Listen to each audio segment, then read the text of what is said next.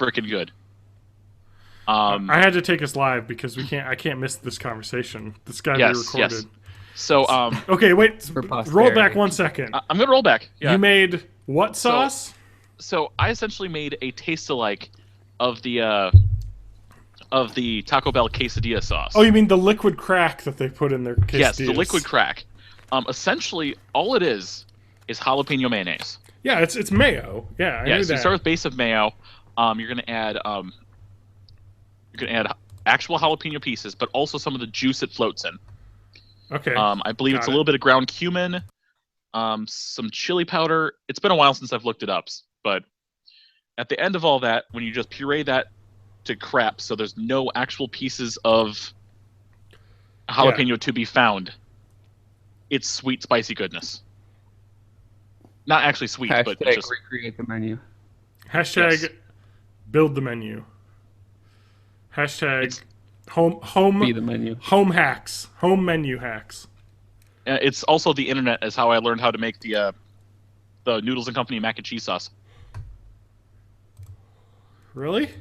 Is it It's that so different good, than, is that different than regular cheese sauce? Yeah, it's made from actual cream and actual cheese, so yeah.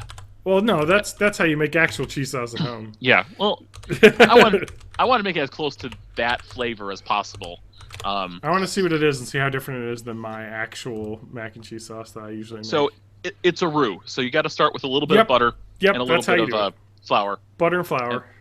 And then from there, the lookalike recipe uses half and half. So when I don't have half and half, which is almost all the time, Yeah, 2%. I mix milk and condensed milk. Not condensed, evaporated milk. Yeah, don't condense, not the sugary condensed milk. Yes, I screwed that up once, actually. My brother did that once too. He said his mac and cheese was very sweet and it was awful. Yeah. And then just keep doing it. Keep stirring. Keep stirring. Keep stirring. Yep. Yeah, because you got to get that milk hot but not burnt. Yep. And roux will kill you. I hate making roux, but I love what they end up. It's not too hard. It can suck though because you can burn the flour and it just, but it's not too bad. Like you just gotta basically have a whisk and just be going at it the whole time so it doesn't stop. And then once you got that warm enough milk roux base, that's when you start throwing in the cheese and just melting it in slowly and slowly. Oh yeah. This hack, this savory reviews, Noodles and Company Wisconsin mac and cheese hack says you make the roux. They say whole milk for this one. Half and half and whole milk are not too different in fat content. No, not really. And then Now, when you say roux, what the hell is that? ROUX. Yeah, it's like based milk-based sauce? It's the like cream sauce base for like every cream sauce. It's just butter, flour, and then you like basically whisk it until it starts to make like a gloopy mess. And then you'll add some more milk. Yep, and then you slowly keep add going. milk Yep.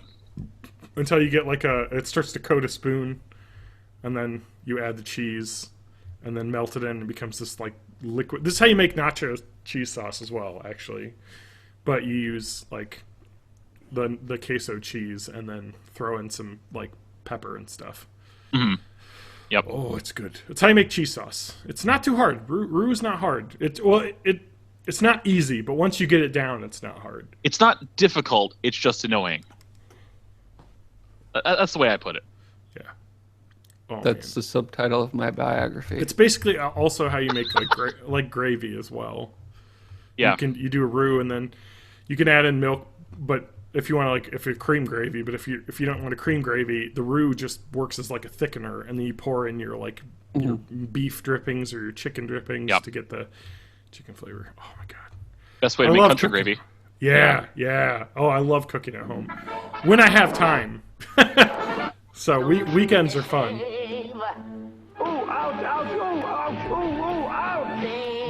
Well, now we're gonna get a copyright strike. Yeah, we are. Jesus. We were talking over it too. I still can't. What? I didn't get a copyright strike. It was pitch shifted. Just so you know, when I got that, the thing I didn't was a copyright strike. It was a copyright notice, which is just a, hey, we noticed you have copyrighted content, so we're monetizing the video for the copyright holder for you. Not the you need to take it down like a DMCA.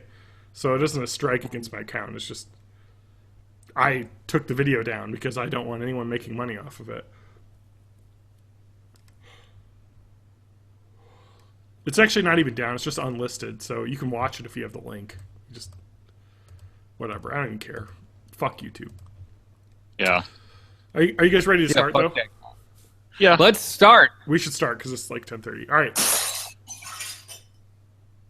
Oh, was that real? That was a start noise. Oh, that's good. I was That's so good. excited. I just smashed it All right, smash smashed another the glass. glass. L'chaim. Against my forehead. And, all right, I'm going to start. Wait, I didn't check levels. I should probably at least... I was listening to the feed and it sounded all right to me. Let me just talk a little bit to make sure my level's good. Yeah, I'm just going to listen to it.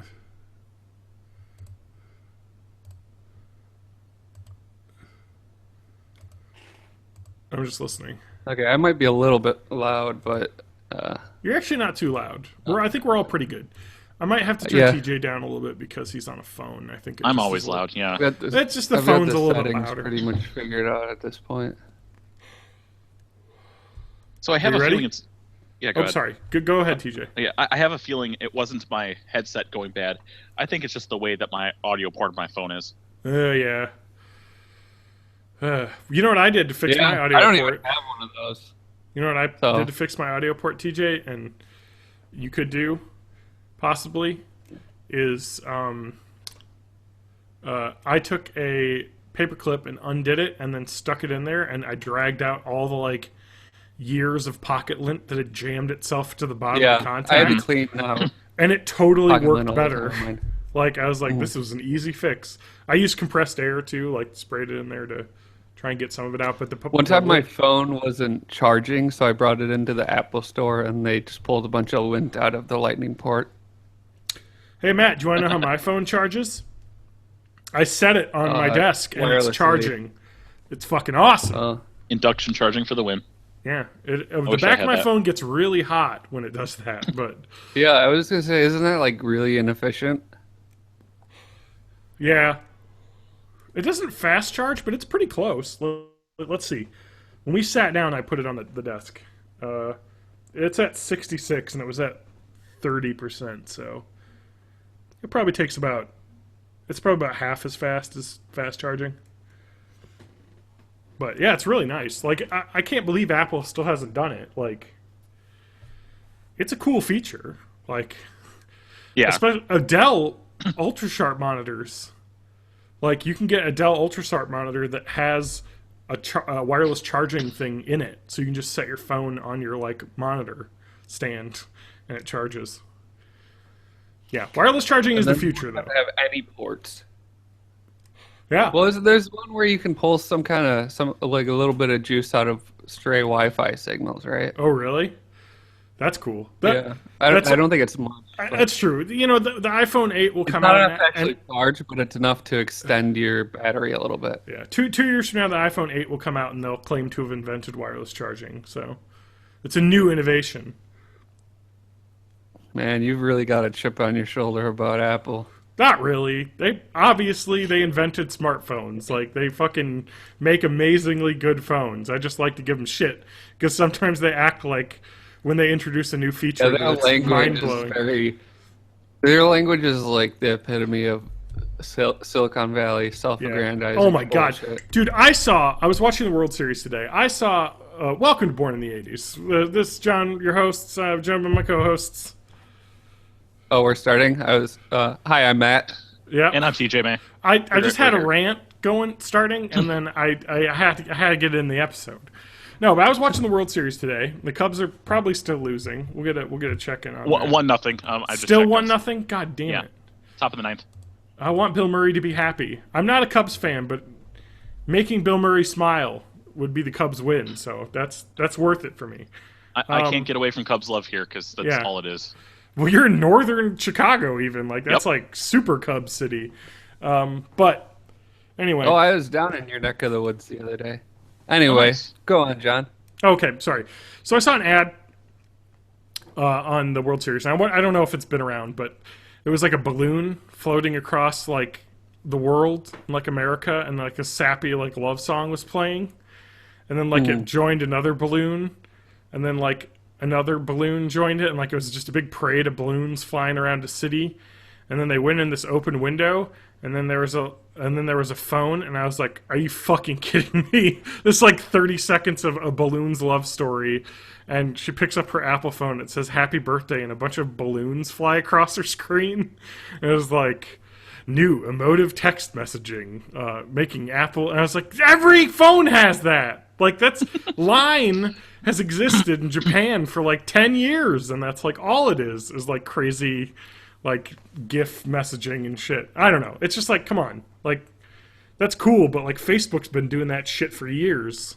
Like yeah. I don't know. It just was their ads are just so sappy and like melodramatic, and everyone else does it too now because of that. Like anyway. Stop watching TV. I know. Well, I can't. When you watch sports, which is like the only reason I watch live TV, you have to see those ads. Like, no way around it. Yeah. Anyway. Also, apparently, the apocalypse is happening, according to every ad I see as well. Something around November. There's like the world's going to end, or Russia's going to take over, something. I don't know. We could always hope. It sounds bad. We can always hope. Russia's got their shit together. They got those new nuclear missiles that they announced. Did you see that? No, I didn't. Oh, they're like, hey, we're upgrading our arsenal to these new nuclear missiles that can blow up Texas with one missile. That'd be awesome. Code name, Satan 2. This is the world we live in. They're upgrading from the Satan 1 rockets they had. So it's not really like a big deal. It's just like we're replacing our old, like 20-year-old missiles with new ones. But it's like, yeah. Dude, is this what's going on right now? Like, there's a news story that hey, we made better killing weapons. Hey, That's John, I'm going to take you out of this misery spiral. Okay. KFC is creating pizza chicken. I saw that. I saw you guys But post it's not coming not to read America. It yet. Wait a minute. Wait, Wait, it's so not coming to America? You said pizza chicken. I imagined a chicken covered in pepperonis. That's exactly what it is. Oh my god. No, it's fried chicken with pizza toppings on it. Oh, so it's like a chicken patty with pizza toppings. Yes. And the reason it's not coming to America is because they didn't think it would be interesting because it was too close to chicken parmesan. Dude, which apparently isn't a thing in Japan. I would still eat it. That shit's coming to America. Are you kidding me? Yeah, I would hope that they would do it more like how Fazoli's used to do their pizza baked spaghetti. Oh yeah. Yep. How'd that go? Oh, so good. How'd that work? How does that work? A pizza baked spaghetti. So you basically just cook your noodles. Yep. And then you throw that in I wouldn't say a pizza pan, but kind of is. Throw it in a pizza pan, and you throw your spaghetti sauce, pizza toppings, and mozzarella on that, and then you bake that whole thing together. Wow. It's lovely. That's so my favorite local, not sponsoring the podcast, pizza company, Glass Nickel Pizza. They have sponsored. They have sponsored Born in the 80s, or not Born in the 80s, but other podcast network podcasts. Running with Sisters. Yeah. But the best show that's ever existed, and I need to download all the episodes so we can do a commentary over one of them someday. But maybe, especially maybe the first one, just for.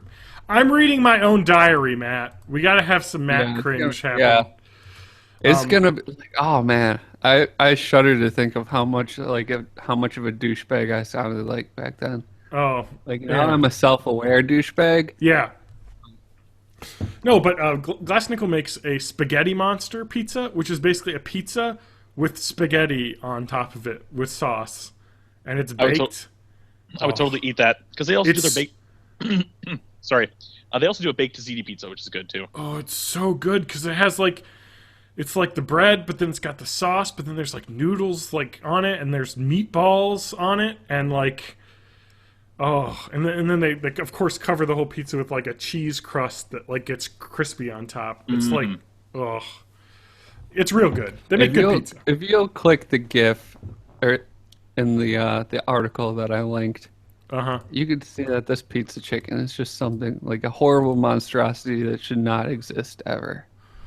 Yeah, it looks really It's weird. literally just a crispy chicken breast with pizza toppings melted on top of it.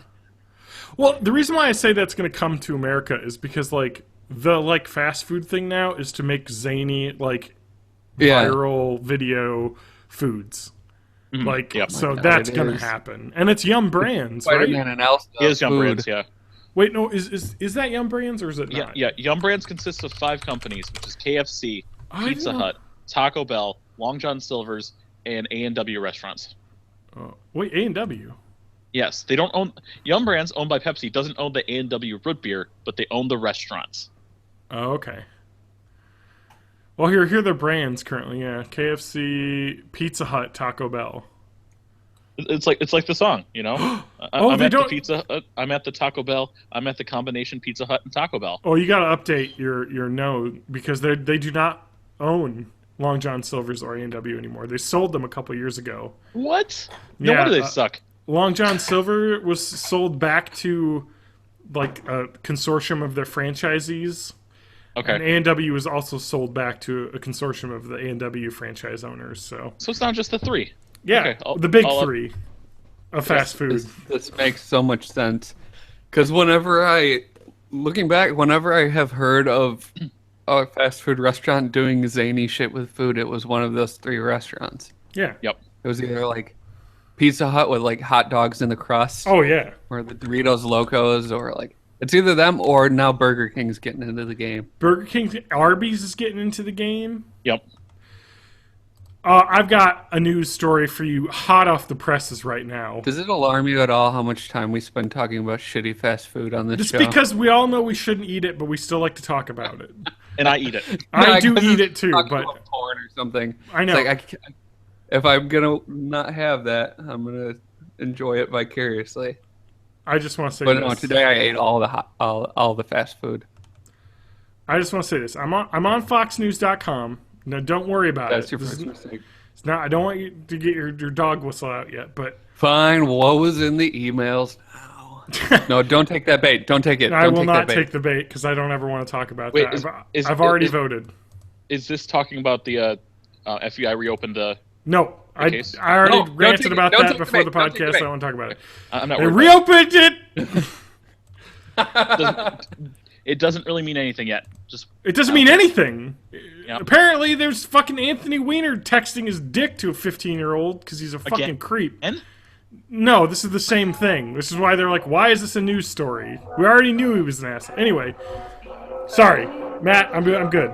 I'm done. I want to talk Okay. about this article because it's amazing and I want in. Arby's, test Yeah.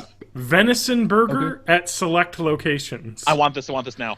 Where? Fucking venison burger.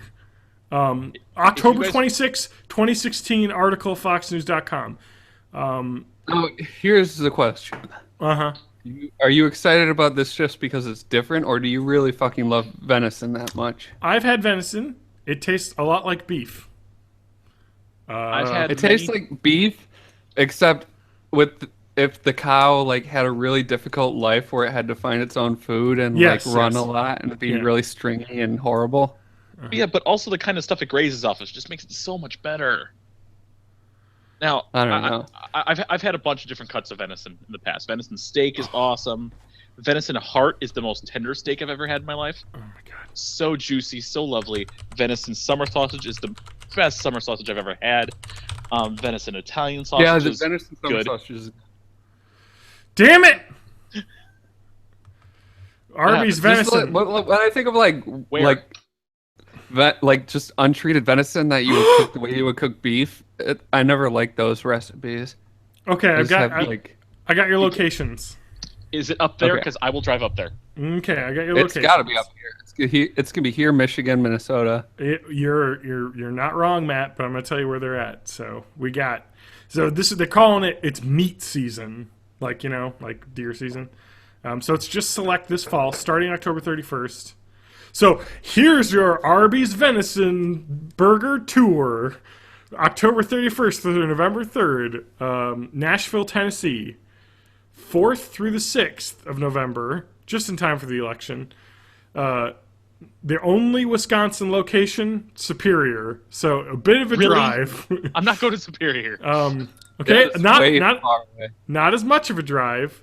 St. Louis, St. Cloud, Minnesota. St. Louis Park, St. Cloud, Minnesota. So Twin Cities, okay, and then in Atlanta as well. Okay, 12th through the 14th.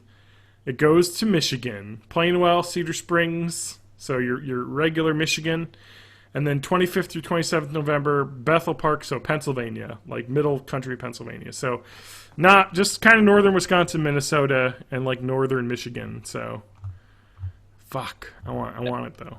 Everyone say hi to superfan Aaron, who's chatting in the live chat. Oh, Would he want a Hey, venison Ron. burger? you want a venison burger? I want one. It'll Anyway. be probably like a 15-second delay or something. Yeah. But Yeah. okay, like I don't know if we have any listeners in Superior, Wisconsin, but that place is a shithole, and I'm never going there. So I'm never gonna taste this delicious burger. But have you guys ever had buffalo? Yes, Buffalo burger. I've not, and I really want to. I literally almost bought. You'd like it. That to me is like everything that's good about venison, but with like a taste that I like better. It's lean. It's not like just this dumbass inbred cow. Yeah, It's like meat. that I tastes just like want to say meat. this. I like myself some meats. I like some weird meats. I've had a lot of weird meats. I've totally had buffalo burgers. They're great. I almost bought buffalo on Sunday when I went grocery shopping to buy my burger meat because I noticed at the local Hy-Vee they had buffalo, and I was like, "Oh shit!" Pound of buffalo meat is like $8 instead of like the much cheaper ground beef. Yep. But like, I was like, oh, I thought I was making burgers for like more than just me and Lauren, so I didn't buy it. But oh, look at this in Chicago: venison, buffalo, Ted bear Turner's steaks. Buffalo Ranches. Ted Turner's Buffalo Ranches are pretty much responsible for preventing buffalo extinction. Yeah, I think I've heard of the restaurant that, So you that can Eric's you can talking eat about, it but guilt free. I don't remember it offhand. okay, I don't usually get down to the city if I can avoid it. Matt. I went to McFadden's Pub on Saturday Okay, in nice. Chicago. Chicago.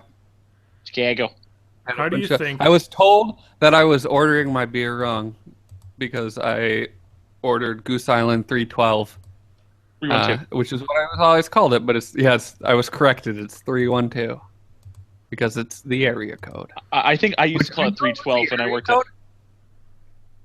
Yeah, that- like Yeah. I knew it was the area code, but I still called it 312. I think I called it 312 when I worked at Noodles in Madison. Matt, I'm looking up recipes for cooking bear meat. Can I interest you in some bear steaks? Okay, here's the thing. Okay, with my diet and morality being an ever shifting target, I try to be a vegetarian most of the time, but it is something I'm not very good at. So, like this morning, I had bacon, egg, and cheese bagel from McDonald's for breakfast. That's my favorite bagel. But it's the best. But so like stuff that is hunted, I'm a lot more guilt free about eating. Like if my dad shoots a deer, yeah, I'll eat it. I'll eat all of it. Like that deer Yeah. had a fighting chance. It's not a very fair fight, but it's more of a fight than cows usually get. Yeah. So I also will just always make exceptions for exotic meats I've never had before, because then it's kind of like a cultural experience. Like you're only given so much time, so you got to sample a little bit of everything. So yes, I would eat bear, but Yeah. only if it was adorable. So bear meat, according to people that make it, they're like it's like venison but tastier, and which is basically like close to beef. You know what I mean? Like it's I have a beef-like. feeling that like venison is the chicken of animals that aren't Yeah. domesticated. Yeah. They're also saying make sure you don't cook it rare because you might get trichinosis. Yeah. Because apparently some which guy one is said that? most cases that they see of trichinosis is undercooked bear meat or like game meat. Can you remind me what that is? It's the reason why Jewish people don't eat pork. Is it a bacterial thing? Yeah. Okay. Here's John's trichinosis corner of the week. It's like it's a lot like whatchamacallit. Staph? No, it's a lot like just like any Streptococcus? No. it's MRSA? really yes, it's exactly like flesh-eating bacteria. No, it's basically it's a worm in the meat basically. Oh, so it's not bacterial. No. It's Lied to me. It's basically diarrhea, abdominal cramps, muscle pain, weakness, fever, headache. You'll be fine. Like So it's already my life. So You're we're gonna good. have a bad time. it's like you could take antiparasitics or you just bed rests and lay down. So yeah, it's fine. But it's in poorly cooked meat, and pork used to carry it a lot, but it doesn't anymore because Yeah. it was because mostly like it's wild domesticated pigs. better. You probably bred it Yeah. out anyway. And any other carnivores really. So yeah, Yeah, the just wild cook it. animals are just lousy with parasites. Yeah, you got to cook them real good. You don't want a rare bear steak. Rare You could have a rare bear, Care Bear steak. So if you want a rare bear steak, right? I'll tell you how to cook it. Yeah. If you want yourself a rare bear steak, that's the episode title. Rare bear steak. Rare love Care rare- Bear steak. I love Rare saying Care rare Bear bear steak, steak. But to kill trichinosis, you can also freeze meat for like a week, and that'll kill the parasites as well. So, but if you're not going to freeze it and you want it that fresh, Aaron. I saw a video on Reddit earlier. I think it was earlier today or maybe yesterday of a 120-pound woman destroying a 72-ounce steak. Oh my in goodness, under 3 minutes. my future wife. Some Yeah. some of those females competitive eaters are just awesome. Yeah, so she went from 120 pounds to 124.5 pounds investing the steak. Oh, But yeah, shit, she man. killed it in under 3 minutes. It was insane. She was just tearing at it like a fucking beast. Is that the same woman who did the 7-pound burrito in like I don't know. Oh, I don't know. 25 maybe- minutes? Sorry, Aaron's watching has said that he is excuse him for the typos because he's drinking Johnny Walker. Can I ask what you guys Have are some. up to drinking? I'm drinking Southern Tier Pumpkin, the best pumpkin beer that I've found. I'm Tastes finishing like a delicious Coke. pumpkins. I'm finishing a Coke Zero I got from McDonald's. Oh, I love Coke. Whoa, Zeros. whoa, slow down there. Yeah, Wow, I know. man. Matt, what I'm do you watching the video of this lady eat that steak, and of course Oh, she yeah? has some fries afterwards. And Oh, it's yeah. like it's a pretty It's- rare steak, so she's able to bite through it. Like she doesn't cut it; she just gnaws at Yeah, it. it's She and I just want to grabs call. the hairs with her teeth. I want to say steak generously because it's basically just a rump roast. Like it's just a full roast. Like it's like Full-on- it's like full, it's Ow, like ah. 3 inches thick. Like it is a. Yeah, she's just literally eating it like an animal, just ripping and tearing the meat with her. It's worth a watch. Let me just throw that. And That'll be occasionally on she'll the take, like, episode tiniest- page. Yeah. She'll take the tiniest sips of cola just to like wash bits down. Yeah. But it's always a really small sip, so it doesn't take up any actual space. I gotta Yeah, share and- that. I gotta share that one in the comments. And the of this salty live fries video. afterwards just kind of helps balance the savory. From the Yeah. meat. Yeah, Um, you gotta get those flavor combinations. So, John, I got a question for you. Oh. And this has actually nothing to do with anything you've got in your sections here. That's fine. Have you tried Gears of War yet since I gave it to you? No, but I want to play co-op. When can Yeah. we do that? Tomorrow night? I can't tomorrow night. Okay. I have friends coming over. That's not Matt. You don't have friends. Matt's not allowed. I'm your friend. I'm your friend, John. Why Matt, am I not invited over? If you want to John, come over, you can come over. No, I'll be busy. My brother and Lance will be over here. Halloween late or Wednesday, maybe? Oh, Actually, well, Wednesday might. Okay, next week I can't do Thursday. I'm gonna let you know that ahead of time. Wednesday This is really works. good radio. Let's talk off air and we'll play Yeah. it because I want to play it co-op. Yes. Because I've heard it's really fun co-op. So I've only just kind of only barely started it, so I'll start from the beginning. I don't care. all right, perfect. Let's see here. But on that note, you are Battlefield 1. Uh-huh. You've been playing more of that? I have. I played a lot more of the story mode. I think I'm most of the way through it. I think I have 2 of the campaigns left. It's really cool. I like it a lot. The single player campaign's really interesting. Like the cutscenes are well done and cool. Like the setting is just so fresh, and like the fucking game, like with my new graphics card, looks fucking spectacular. Like it's one of the best looking games I've ever played, and just like running around and like just that engine that they made, the DICE engine, like just running around in like some of the maps, like in like these like French like city streets, and then like a tank rolls in and blows the fucking side of the building off that you're standing in, is just like a like immersion that game has that's just is so much fun. Like the destructibility of the terrain is just so fun. Frostbite is a gorgeous physics engine. It's so absolutely good. Is. I've been playing the multiplayer a little bit. Okay, yeah. How's that? Good? Well, I suck at it, but I'm having a lot of fun sucking at a game. As opposed to Call of Duties, when I do play it, I suck, but I always feel bad about sucking. Yeah. This is a little different because, like, if you, like, suck at it, which I'm not going to say I'm amazing. I'm like, what, below, like, at the Mendoza line of, like, first-person shooting, like, games. Like, the Mendoza line, right? Yeah. That's not in this context. But that's like the batting average of like just good enough to be considered like a professional ball player. That's the Mendoza, the player. Oh, that's not the context I know of.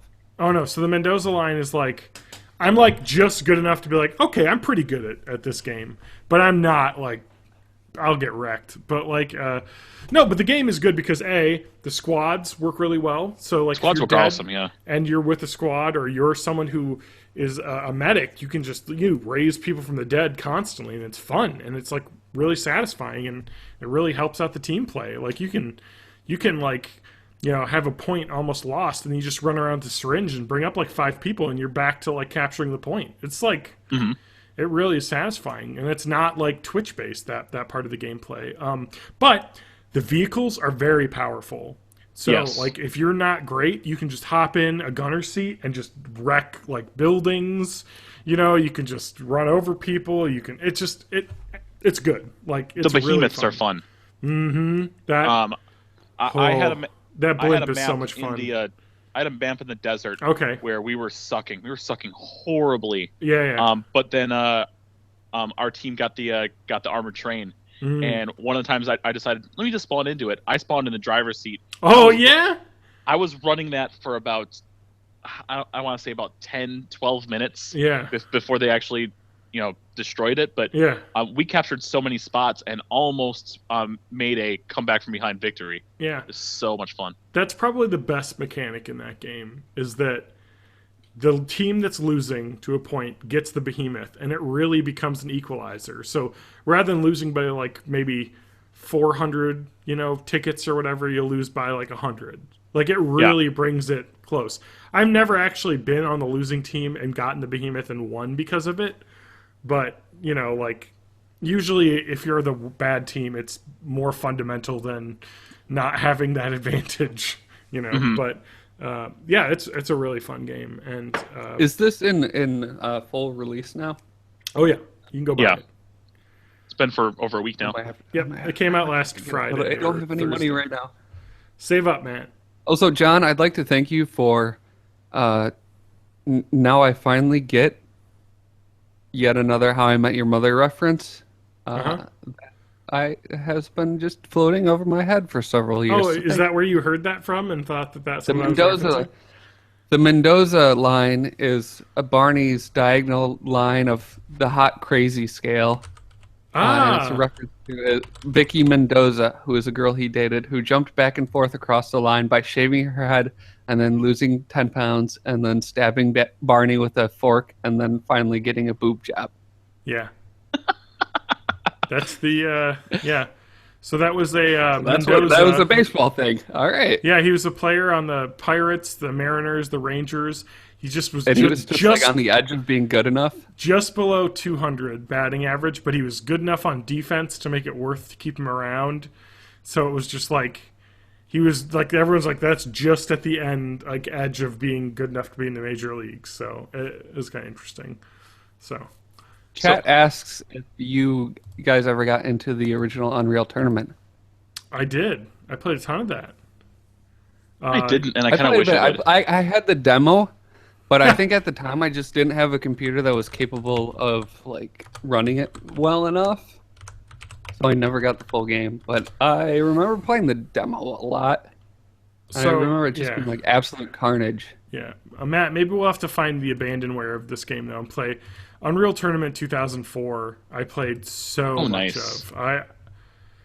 That game was awesome. Like there was a map where the entire combat takes place on two like giant like train like trucks on a desert like racing next to each other. Like it just was awesome. Like the idea that you would jump across from one train to the other and like it that was a great game. And not to I'm mention throwing a link in the YouTube chat that I have not. Oh wait, no, I can't do a web address. Never mind. I'm throwing it into the doc, but I did not vet it at all. So click at your own risk. Is what you're saying? caveat emptor. But yeah, I played so much Unreal Tournament 2004. Before we close up the video game stuff, I do want to mention that I did start playing. That the Switch looks fucking awesome. Wait, no, what? We talked about There's that last week. We didn't talk about Switch last I week. know. I just Yeah, It we was in our did. stuff, and we did not talk about it. We talked about it. Nope, we didn't. What? It happened last week. Oh, I know it did, and we didn't get around to it because we got distracted by Webs and Tierras. Oh shit. hey, look, John. TJ is the one that drinks Diet Coke, so I hate Diet Coke. I think he's our trusted memory server.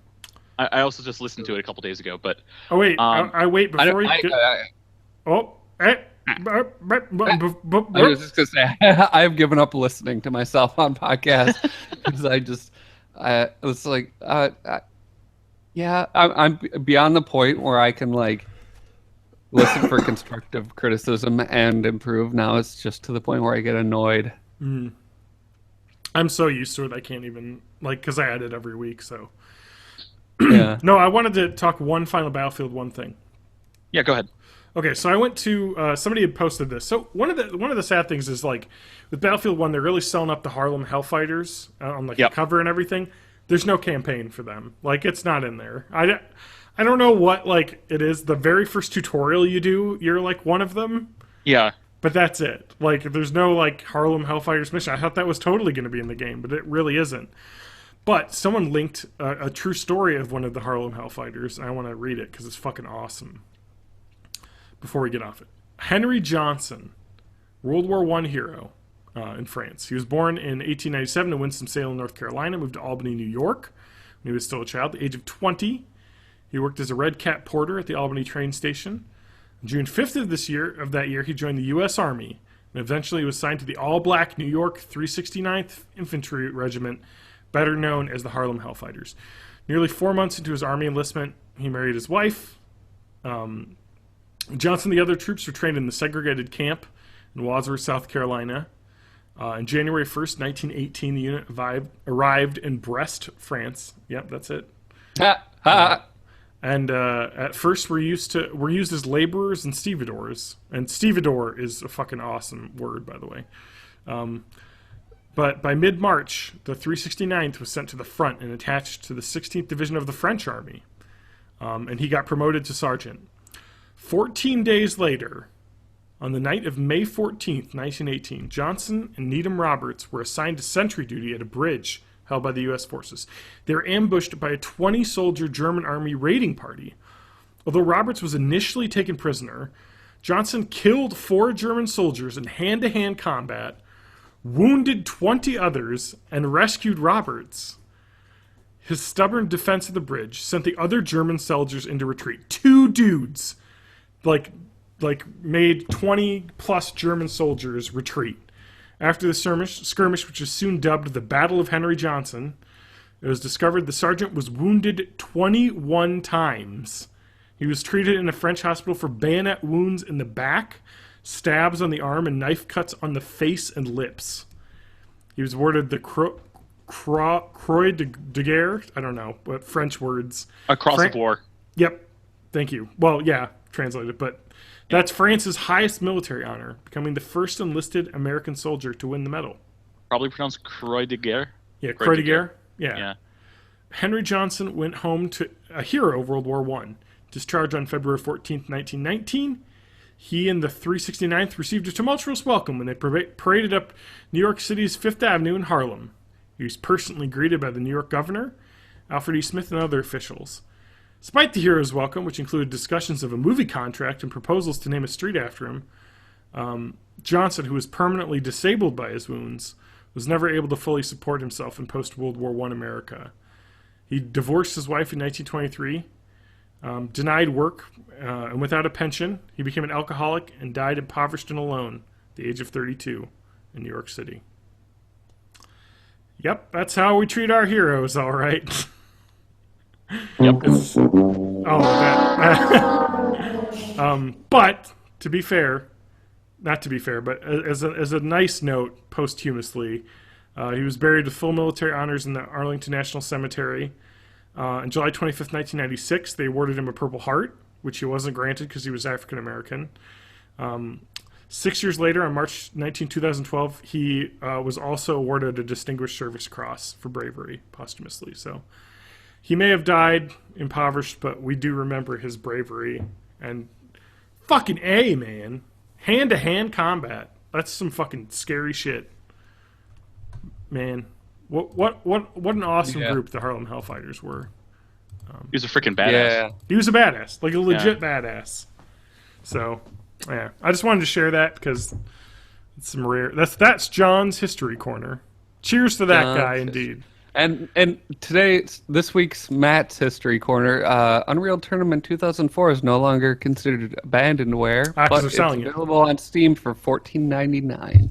Let's see if it's a game I already own on Steam, because I own... Probably. I have That's 471 impulse games in buy my level library. for me. Nope, I have Unreal Tournament 3 Black Edition. That it's racist. That's what they call it. Why can't there just be one edition? Hey, man, the White Edition was whack, man. I couldn't handle Both it. like Kenny G and Yeah. So a 10-second little tick to end our little Yep. video game corner. Yep. Unless we want to get into, well, whatever. wait, Nope. hold on. You tell your story now. Hold on. I'm Hold done. on. Hold on. Hold on. I'm Hold holding. on. What am I Hold holding on. on to? Oh, there it Okay. is. Yeah, I started playing World of Final Fantasy, which came out on Tuesday. Oh, yeah. I'm trying to play the entire game only on my stream, so I'm actually not, pulling any punches in terms of playing it. It's Final Fantasy meets Pokemon with nice, cutesy little chibi characters. It looks gorgeous. I'm already hating one of the side characters because it throws the word "the" in the middle of all of its sentences. Like, I can't define where I'm doing. It's almost like a Jar Jar Binks It's like sort mush of mouth. take, but Yeah. That sounds... I've heard interesting things. It's like Pokemon, right? yep, yeah, it's like halfway between Pokemon and Ni no Kuni. Yeah, so you, capture your old favorite Final Fantasy heroes, basically, and they join The you. monsters, The monsters, yeah. the heroes become summons. Okay. But that's pretty cool. That sounds interesting. That's like a buy it on sale kind of thing. Okay, pause on the podcast for a second. Okay. My downstairs neighbors have a karaoke machine that they really love to use Uh-huh. a lot. I can't hear it. And right now they're doing The Cake is a Lie. Oh, nice. Video games. Oh, that's great. Holy shit. That's, Still alive. Okay, we got to talk about the Switch, though. Yep. If we didn't get to the Switch, Did we not get to it at all? We didn't talk about it at all. No. I think Actually, we I was had- stone sober. I was stone sober last week. It was just strictly sleepy time. we Yogi P. talked about the Switch. I'm looking back at the episode description. No, we didn't. We didn't. We talked 100% about did not. bidets. for like 4 hours. We did. That's why we did talk about the Switch.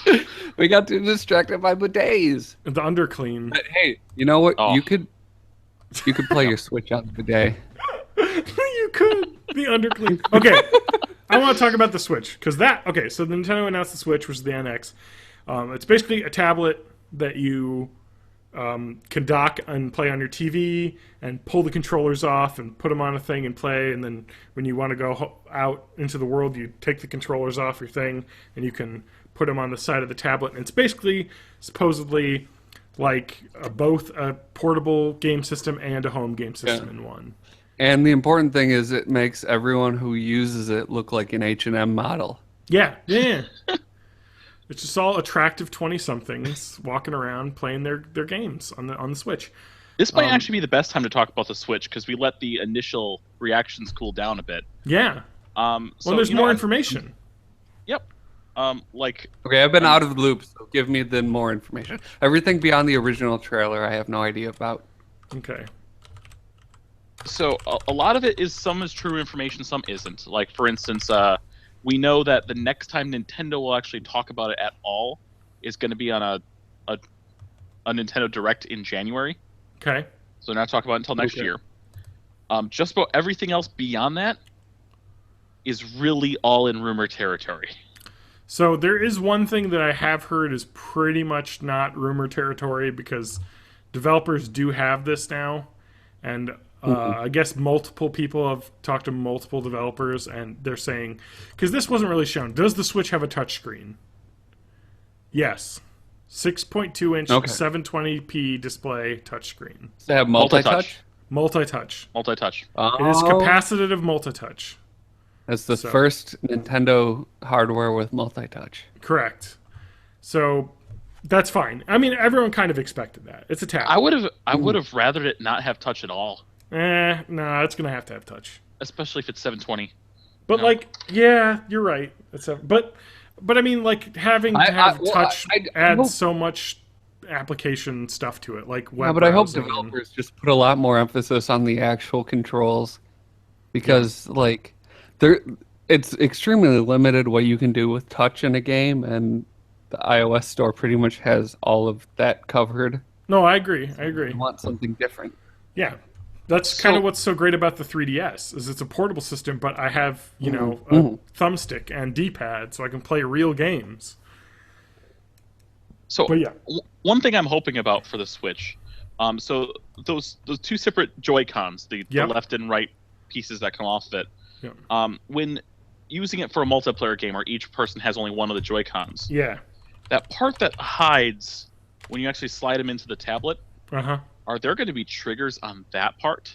I don't know. They didn't really show. They did show the triggers that are on the outside when you're using it as a single controller. But I would hope that you got triggers there to supplement the... because each of those Joy-Cons have two additional buttons besides the joystick and the face buttons. They have either the plus or the minus, and then on one side it's the home button, the other side has the unannounced little square with a circle in it button. Which I'm assuming will function as a start and select or whatnot. Screenshot button. Yeah. Well, I'm talking about when you're playing multiplayer. Oh yeah. I mean, this 100% has to be an incredible game system first. They need to get that in there. Just fun to play on. I feel like as a consumer, I'm really excited about it, but trying to put myself in the brain space of a developer, it just seems like a nightmare. There's so many different scenarios you have to plan for. Do you know what's crazy though? This tablet, right, is going to be able to play games that look like a PS4 or something. Is that possible? Yeah. Apparently, yeah. Yeah. Because this new chip in it, the NVIDIA Tegra chip that's going to be in it, apparently it's not in anything yet. This is going to be brand new when this comes out. And is that ARM? Mm-hmm. People were like, it's people that make the iPhone chips. Oh no. Nintendo. Oh no, it's NVIDIA. Yeah. Yes. Yeah. It's the NVIDIA Shield stuff, but upgraded. Yeah, it's the next step up above that.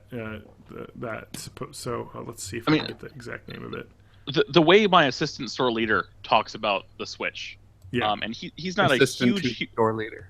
yeah he's not super Nintendo fan, but his thought is if he can play Skyrim and Pokemon on this, and this is something he can dock onto his dock and play it on his TV or take with him, he needs nothing else. And even though Skyrim was shown in the trailer, as of right now, that is not confirmed to come out for the Switch. Which is strange and awkward. So let me ask you this. Do you think this means that the DS line is going to be no more? No, I Is this don't. just Nintendo merging their home system and their portable stuff in a way that just replaces everything else? Or are they going to... I personally think this is just going to be a replacement for the Wii U. Though you can take it with you, this is meant for a more, for much more bigger experiences, and the handheld market will still be your nice portable experiences that are meant to be portable from the get-go. Yeah, I don't see it dying anywhere. If it has enough graphics processing power, you could have like a Gear VR type of situation with that tablet too. I don't know how what the dimensions are, but if it's not ridiculously huge, that's 7-inch screen. Also a possibility. That's what they're saying. Now, 7-inch that's diagonal. Yep, that's like a what are the small Android tablets, Yeah. like an iPod Mini, pretty close. But it's to that. it's not like iPad Pro size or anything. Yeah, it should be easily. So okay, I want to talk about this because I found more about the Tegra processor. So go ahead. So it is based on the ARM architecture. I'm sorry, but it's NVIDIA's version of it. So system on a chip. Okay. So the Shield portable handheld system is the thing they made, but they made the Shield console, which has the Tegra X1 64-bit system on a chip, built on a 20 nanometer production process, and the Maxwell GPU, which is the older than the current GPU's structure. And that was this single chip, system on a chip, had PS3, Xbox 360 capabilities. And that was 2015. 2017, they're saying NVIDIA has said they're partnering with us, and it should be running a chip equivalent to the what is it? Optimized with a shit. I'm gonna get the exact quote because they're kind of speculating up there. Oh, here we go. It's based on the same GPU architecture as top performing GeForce gaming graphics cards, which potentially means it could be the new Pascal architecture, like on the 1060, 1070, 1080. So I mean, if that's possible, we're talking maybe not PS4, but getting close to that quality of graphics, beyond beyond what the Wii U can do. But on a little tablet. Yeah. So, I mean, that sounds awesome. Those are super powerful, though. But, to think of that in a mobile unit is insane. Well, when you're talking about it, too, is that, the tablet itself is going to be 720, but when you have a docked on TV, it's going to be 1080. I'm sure they'll have it upscale. They didn't release any pricing information, did they? No. That's not until next year. I'm assuming it's going to be what's your 300, 350. I think it's around 350. Yeah. And it's gonna be at $299. It's a snap buy for me. At $249, I think about it a little bit more, but I'd still probably get it. You mean $349? You're saying 200? It would be immediate buy. 250. All right. No, $299 would be immediately. Yeah. By $349, it would be a little. I think about it, but I would talk myself into it. I mean, I'll probably get it if it comes out with a new Mario. I'm definitely getting that mini NES though. That's a definite snap buy for me. Yeah, it's only $60. That's a fun little thing. Okay, so other things about this awesome thing. If it is as good as they say it's going to be, you know what I mean. Oh, also apparently it's not Skyrim. Fucking Bethesda. Because in that video, it looked like it was Skyrim, and Bethesda said that or Nintendo and Bethesda both said they can't say whether or not that was Skyrim. It was fucking Skyrim. But it totally is. It's Skyrim, yeah. And so I think it was it's NDA shit. Exactly, it's some fucking marketing bullshit. They're like, well, we want to be the first to announce it, so we can't announce it during this, even though that is fucking Skyrim, portable Skyrim, people. Yeah, so I'm really looking forward to it. A couple other things I saw that was really neat. People were speculating, if those controller pads, Joy-Con swap out, could you have controllers that are customized for games with like a Joy-Con that's slightly different, like with a different pad layout? Or with a even real D-pad? Maybe. That's kind of a mess on the software side of things, though. Not Well, I mean, if it necessarily. was just for an individual game. Replace it with GameCube feeling controls in those spacings. Replace it with N64 controls. Yeah, whatever you want. Yeah, exactly. So I don't know. The possibilities just seem really endless at this point because we know nothing. So, I mean, there are also rumors that Nintendo's playing with the thoughts of at least partnering with a VR partner. There is thoughts that it may display up to 4K with the power it's got. So at least when docked, of course. Yeah. But at this point, there's a lot of interest. There's a lot of intrigue. As much as I'm the Nintendo fanboy and I, really, really want this, I'm trying to stay a bit more skeptical, trying to stay a bit more down to earth because who knows at this point. Yeah. But they are planning a 2 million units at launch, with the option to expand if they need to. Yeah.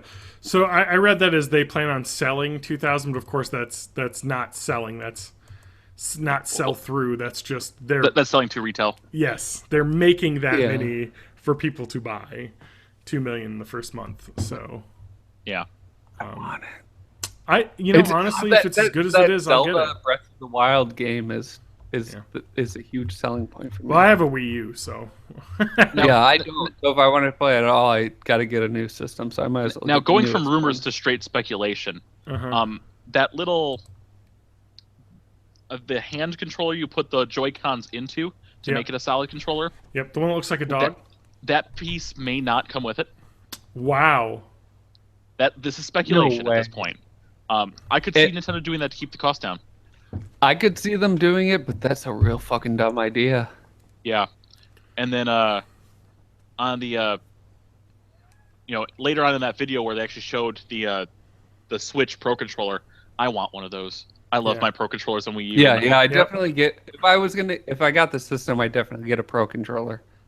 It seems way more like tuned to actual adult human-sized hands. Yeah. Even though I have tiny Donald Trump hands, but like the ones the Joy-Cons that slide off are just like so tiny. Yeah. Yep. I'm really looking forward to learning more about it. Like it seems like a really cool concept. I'd like to officially come out against calling them Joy-Con controllers because that's like they're just Joy-Cons. They're just Joy-Cons. Joystick controllers. Yeah. The con is the controller. Spread the word. Let's get podcast predictions. So price point, what do we want to predict? I'm going to say $300, I think it's $349. Okay. I think it's going to be $349, but I really hope it's $299. Okay, so I'm saying $299 and you're saying $349, both of you. Oh, what about the inclusion of that pad dock? What's coming in it? I'm saying you're getting. Okay, I'm gonna make notes of mine. You're saying I'm not gonna remember any. So I'm saying it's going to be the dock, one HDMI cable, one power cord. You're going to get the tablet and the Joy-Con L and R, the Joy-Con left and right, and that's all you're getting. Yeah. Because they showed that the Joy-Con L and R worked undocked, so you could just hold them, and you wouldn't need that to play it on the couch. I think that I'm going to say the middle thing is included. Same here. $299 middle thing included for me. I'm going all in. They're going all in.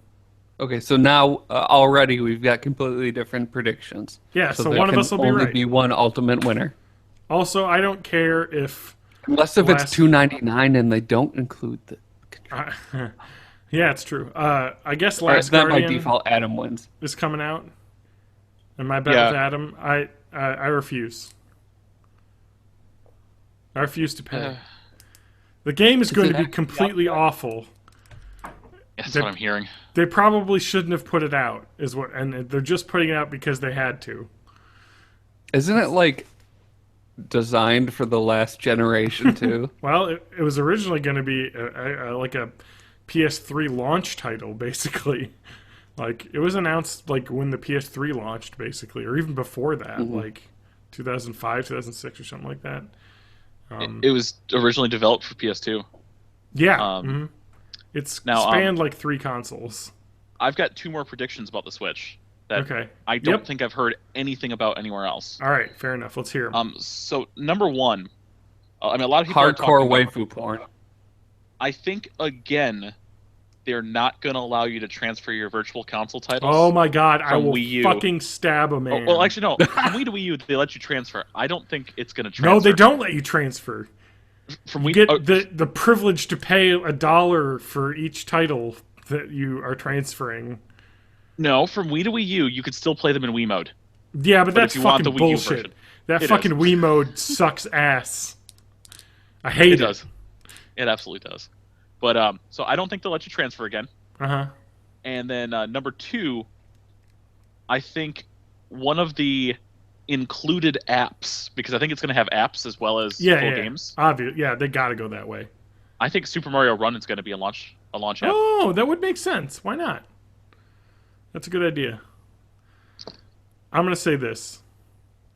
My But you're prediction... really psyched about the Halloween update to Pokemon Go. Yes, my prediction is that it's going to have the virtual console. You're going to be able to transfer everything. This is the time. They just they've put the got new to. My Nintendo accounts out to link everything together. Like they gotta stop doing that shit. Like like it's really What consumer about this? unfriendly. The new when you buy new games, it's coming on like an SD card. Do you transfer that to a hard drive, or do you have to hold on to like a dozen SD cards wherever you go? You gotta hold on to the SD cards. You got to hold on to SD cards. You don't have to do that because if you're like me and you own a 3DS, you only buy stuff on the eShop because it's Okay, so there's an eShop, oh, dude, the eShop But on the isn't, 3DS like- is the best thing in the world. I haven't had a console in a while, but isn't like the new Xbox and PlayStation stuff like you get the disc and you install it, and then Yep. you never have to put the disc in again? Nope, you have to That's put the what disc they in to were- play it. That's what they were going Really? to do. Yeah. But that required a once a day check-in, and people got angry at Xbox. Yes. Uh-huh. So PlayStation took it out without saying it was in it to begin with. Yeah. But we all know So it it's was like in a it because of DRM the- thing rather than being an actual technological limitation. Yep. Yep. Fuck that. I can't. Yeah, trade they didn't want games the people way I selling want. a disc back in, you know what I mean? Yep. Like it was Oh, and everyone GameStop freaked would've- out. Yeah, GameStop would have been able to buy it because GameStop Europe has things put in place for people selling back digital stuff, and it would have been similar to that. Mm-hmm. But what you couldn't do though is say, "Hey, I'm going to sell this to my buddy here on the street," and he takes this disc home. That was the only limitation, and that just made people angry. So Yeah. Xbox took it away. But that's a really easy limitation to get around. You just make it so that you can't have simultaneous logins from different locations. Yeah. Xbox already said that they were going to do that up to 10. Is your Yeah. Xbox family, and now you can't do it that way. Oh. It's 2016. It's the bad year. We get nothing we want. I mean, you can still have 10 devices. It's just you only have one device where you can play offline. Yeah. And at least from my Xbox account, that device is John's computer. Yeah. Yeah. That's right, it is. So I'm looking forward to that. I got Forza Horizon 3. I got to play that too. Yep. And you can Sure. try Recore because that's on there as well. All right, I'll have to check it out. All right, you guys want to talk amongst yourselves? I need to go get some whiskey. Sure. I'll be right back. Hi. Also, I need to get the fan that's up here because it's getting hot upstairs again. Because it got warm outside again Yeah, for like a day. ridiculous. Yeah, I'll be right back. So, Matt, how's the editing going on the Halloween special? Well, I kind of want John here to be here for this. Okay, so we'll ignore that for a second. So, write any music lately? I know Downloading. you did some banjo stuff last week. Yeah, that's for my cover of the Westworld theme, which is almost done. I just have a lead guitar part that I can pretty easily record half of it because it's regular guitar, but part of it is going to be slide guitar, and that is just something I have no experience in. You're gonna do that on be a synth lot then? of like. No, it's gonna be. I'm actually. I have a glass slide, and I'm gonna record it, but it's probably gonna be recorded in lots of bits and pieces, and then chopped together in a semi-coherent way. Okay. But yeah, I was in the middle of. Well, I have attention problems sometimes, so I was in the middle of a cover to the BBC Sherlock theme, and then I started writing an original song, and then I got that one instrument away from completion, and then I saw Westworld and immediately had to write that one too. Oh, That's fine. you're like my Halloween cover. Thank you. I mean, keep in mind, with all these projects you got in terms of the different stages of completion, you're basically halfway to writing an album. It may not be coherent, but as a single theme throughout. I'm definitely more of a singles kind of person, like, but yeah, I think I'm gonna adapt to a different kind of workflow where I don't make YouTube videos for everything. I'll just try and get up to releasing a new song every month, and then make YouTube videos out of like the special ones, like 3 times a year or something like that. Because the videos, man, they take a long time. I mean, who says you actually have to do animation? Just do it with a solid background until you actually make a music video of it. Yeah. But the animation's fun too. No, I think like since I've got this big like semi-completed video list, I think I'll probably release the Westworld one as an audio only thing at first, and then work on the other two. And while I'm working on the other two, there's no lyrics to the Westworld theme. But while I'm working on the other songs, I'm thinking about just taking the opening credits sequence, doing like a simple but stylized animation version of it. That's some good. And hopefully I could get that done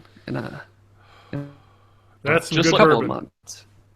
Just let me know if you ever need backup vocals. I haven't sung in forever, but I wouldn't want to do anything until I get I'll just give you a list anyway. of vowel sounds that you can sing, like ahs and e's and o's, and then I'll just take those samples and edit it together in different pitches, and that's basically what I do now. So I mean, then I basically recorded do with my Ruffalo. Ruffalo. Oh, yeah. Hold on one second. Just gonna go ahead and. Oh no! Oh no! Wait, no, there it is. Wait. So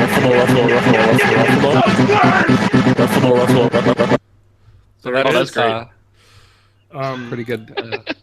All right, here we go. No, but I just wanted to say one more thing about the banjo that I recorded. Sure. Am not very good at banjo, so I recorded a lot of individual notes and edited them all together into a semi-coherent part. That works. I mean, three finger picks are kind of tough. Yeah. Well, I figure like my primary instrument is the computer. No, John, you're not talking this episode. This is the Matt episode. Go ahead. We could just make our own podcast, and we'll go hang out in the corner. You bastards! Matt, it's mutiny. Henry, we'll bring back Hunting with Scissors. Henry McKenna, single barrel bourbon. That's what I'm drinking. 10 years. Never heard of it. It's really good. Highly recommend. Better or less better than Bullet? It's better. All right. So I need to try some of these liquors because I've never really had anything harder than a Smirnoff. That's not very hard. You got to come up to Madison. We'll take you out. We'll get you super wasted, and then we'll leave you in a field somewhere. Yeah. You will do it. Sounds like a Tuesday. Let's do it. That'll be my wedding, TJ. You'll wake up covered in blood, but it's not your blood, so don't worry about it. All right. I want to talk about Origin Access. Wait, what is that? Wolverine movie? It's like the EA Access, but for PC. Oh yeah, I heard about that. So you pay $5 a month to get like trials of some games, and then like their access game library, which is just like a bunch of games. Trial. Exactly. No, but it includes such games as FIFA 16, Battlefield 4, the Need for Speed FMV game, Battlefield Hardline, the original Titanfall, Dragon Ball Inquisition, a lot of games, right? But I got it because if you paid $5, you got to play Battlefield 1 like a week early. Yep. For 10 hours, so I did that. It was $5, and you got a 10% off discount. So I was like, well, if I buy the game, it basically just is free because I'm getting that 10% discount off to get to play it early. Yep. And I was like, oh shit, I got that discount. Maybe I should pick up Titanfall 2 because that came out, and supposedly it's really good. And then I read Titanfall 2 is not eligible for the 10% discount on the Origin Access. I'm like, it's a fucking Origin EA game. Like, what the fuck? It's not on Steam. Like, it's only on Origin. I'll probably start playing that soon. I started installing it this morning. Whatever. I'll probably buy it, but I don't think I'm going to buy it right away then because of the not 10%. Like, I'll just wait. Just get an Xbox One so we can play together. Yeah. You know, I don't play my PS4 enough. My PC sucks. I thought about getting an Xbox One. I might get one this Christmas season. Yeah, wait till after you're kind of saving up for the wedding. Yeah, that's the thing. Like, the One S, I kind of want. Wait till the Scorpio comes out, and it'll be immediately, like, half the Oculus ready. Yeah, I know. Yeah. I don't know if I even care enough to get the Plus, though, because I'll play PC games for that shit. But, like, I don't know. There's enough stuff on the Xbox One, and there'll probably be some crazy Black Friday deals where it'll be like, get the Xbox One and like 4 games for like $300, and I'll be like, oh, maybe. Because I'd like to play Rare Replay, and it's awesome. Could play some of my old Xbox 360 games again, you know, that have backwards. And actually, even on the other side of that, if we switch from your computer being the offline play to your new Xbox One being the offline play of my account, you could play Rare Replay and a bunch of the other games I've got. Yeah, no, totally. Yeah, I don't know. I'll have to look into it, because maybe, you know. But I got the PS4 and I got my PC now with the new graphics card. I'm pretty much set. Yeah. Well, Matt, I hope your banjoing goes well. But you know what's not going to go well? Your budding Vine career. You're not going to be a budding Vine artist. But I can only be funny for 6 seconds. I've been working on my quick cuts. I've been taking turn-of-the-century magic techniques and applying them to simple videos. Yeah. Well, yeah, exactly, right? That's Captain Disillusion, baby. Thanks. I think Aaron was the one who turned me on to that. Like, that's some fucking awesome shit, that guy. But yeah. Matt, I tried to read the article that you sent me, but it said I had an ad blocker, so I couldn't read it. Oh. That's weird, because I have 2 ad blockers and I can read it. Well, whatever ad block plus it doesn't like, I guess. Whatever. But anyway. So I've got the ad block and I've got Privacy Badger. Everybody should install Privacy Badger. It prevents scripts from running. Like, I have an antivirus that does that. From running on your. I've got that too. I'm kind of super careful about websites these days. So Vine was the 6-second video, fun little thing where people made. It was like the ultimate like highlight video sharing service. Like, here's a funny little jump I'm gonna do, or here's a clip from TV, like Ryan Gosling eating cereal or refusing cereal. Like all the. It was like, hey, is YouTube too long and involved for you? Try this. Now, did Twitter own Vine from the beginning? No. No, they bought it. Okay. They bought it and shuttered it. Is what they did. Because it seemed like, you know, Vine was almost made to be thrown into a tweet. Yeah, it just didn't really do much. Like, the problem with that is that, like, basically Instagram was like, we're going to do video. Snapchat got, like, the stories feeds so people can do quick videos. Like, so many other companies started doing it, but there's so many classic Vines that are gonna be lost, like on web pages. It sucks because there's so many funny ones. Like, Well, they're all on YouTube now, right? Yeah, you could just They're in, watch. like, Oh Vine yeah, compilations. I'm gonna go to the top Vine compilations YouTube channel and watch like a 15-minute video of just 6-second vines. Wait, was it was it 720 frames per second Bowser dancing? Is that one of the good ones? I have It's no a clue. ridiculous amount of frames per second. FPS Bowser. Cat Bowser dancing? I don't know what Yes, you're saying. that's the one. But Well, it's on. There's one on YouTube, but yeah, oh I don't no, want to watch it. it's just 60 FPS. What? Right? If you do it in Vine, I think they allowed you to do it at a higher FPS. Let me see if I can find it. Yeah, you need to find that because oh, here's a post on Vine that is Bowser. So 300 FPS Bowser in a cat suit. oh, that looks weird. Yes. I wish I could link that in the chat. Can we not link non-YouTube things in the chat? I don't You know. can't link URLs in the chat. I thought you could. I can. Right? Or are they not showing up for people when I No, link that them? showed up for me, but when I tried to do, maybe It it's might just, be because I'm the there's admin. certain approved ones or something. Yeah. But anyway, yeah, if you want to You see. have the little crown next to your name. So let me just put Bowser dancing in the show notes so I can throw that on the website. But Yep. yeah, he's just doing a little dance, and it is creepy because it's like at a higher frame rate than they ever expected it to run at. And he's very fluid in it. You know, Bowser can fucking kick it, man. Yeah. You know what I'm saying? Mm. Wait, I just realized he's actually wearing the deal with it 8-bit glasses. Oh, really? Oh, Yeah. he is, totally, yeah. Deal Oh with it. yeah, he is. Bowser says, "Deal with my fucking cat dancing, bitches." Oh man, where are we at? All right, Matt, what did you do this week? I went to see Riff Tracks live for the first time. That was fun. Where'd you go?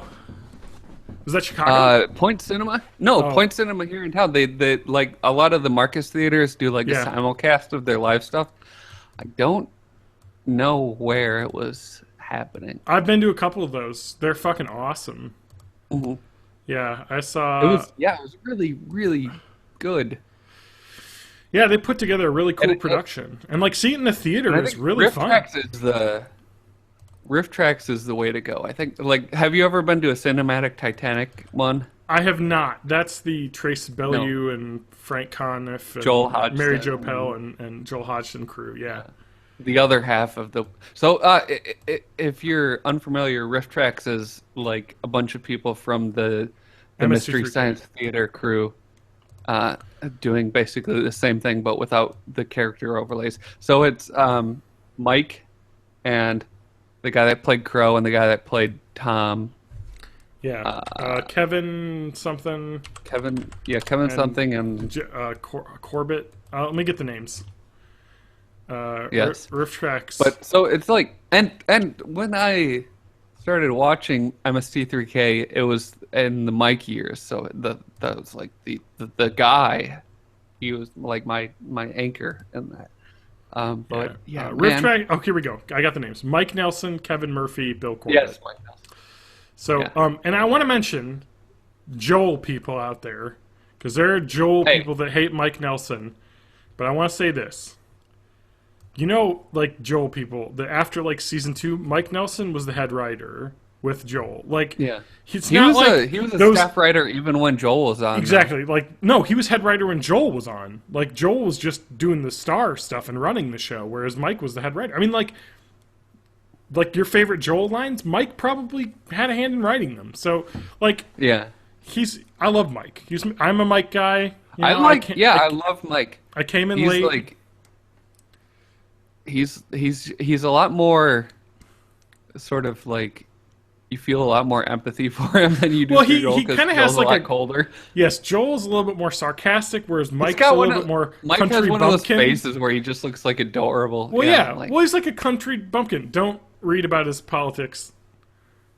I'm warning you right now.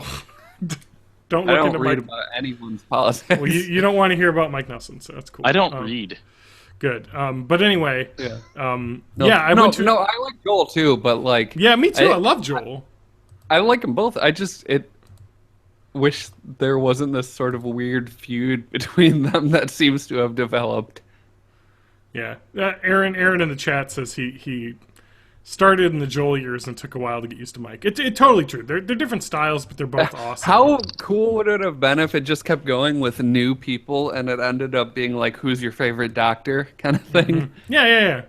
Well, that's kind of what they wanted to do with the new season that's coming out. So it'll be interesting to see. Oh, yeah. I forgot that happened. But it's really cool because they got like Mike and Kevin and Bill to like help with that stuff too, like as writing like oversight as well. Really? Yeah. So it's like The last I heard was like, and this was like pretty shortly after it was announced, so Mike said that he wasn't involved in it at all.